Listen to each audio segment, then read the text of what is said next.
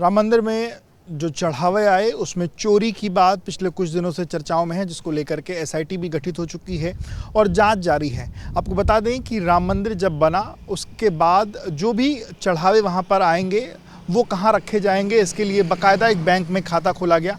हमारी मौजूदगी उसी बैंक के सामने है। सामने की तस्वीरें आप देखिए तो ये स्टेट बैंक ऑफ इंडिया है। राम पथ पर ये स्टेट बैंक ऑफ इंडिया है और इसी में राम मंदिर का जो खाता है वो खुला हुआ है। आपको बता दें कि जो भी चढ़ावे आते हैं 35 अलग अलग डब्बों में जो चढ़ावे चढ़े जाते हैं, उसके बाद जब उनकी गिनती होती है तो उस पूरी गिनती के प्रक्रिया के हिस्से में स्टेट बैंक ऑफ इंडिया को भी उस प्रक्रिया के हिस्से में उसको रखा गया है। यानी कि जो भी गिनती होगी उस दौरान भी एसबीआई के लोग होंगे और उसके बाद उन्हीं की निगरानी में ये यहाँ पर ला करके जो पैसे हैं वो जमा किए जाएंगे।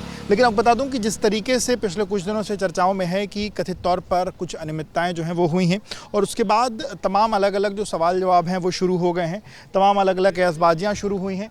और उसी बीच में नृपेंद्र मिश्रा ने एबीपी न्यूज़ से बातचीत में ये बात कही कि काउंटिंग के समय कुछ ऐसे साक्ष्य बताए जा रहे हैं जिससे ये संकेत मिल रहा है कि पूरी प्रक्रिया ऐसी थी जहाँ निगरानी नाम की शून्यता थी, विजिलेंस शून्य था।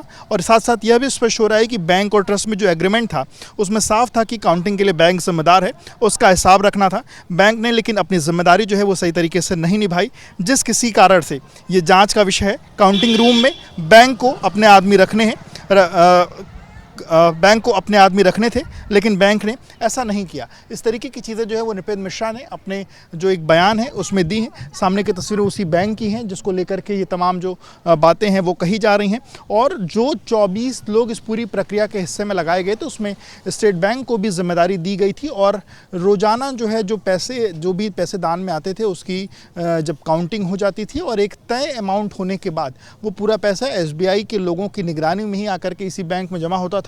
पर अब जब उसमें दान में चोरी की बात निकल के सामने आ रही तो तमाम सवाल खड़े हो रहे हैं और उसमें सवाल के घेरे में एसबीआई भी है।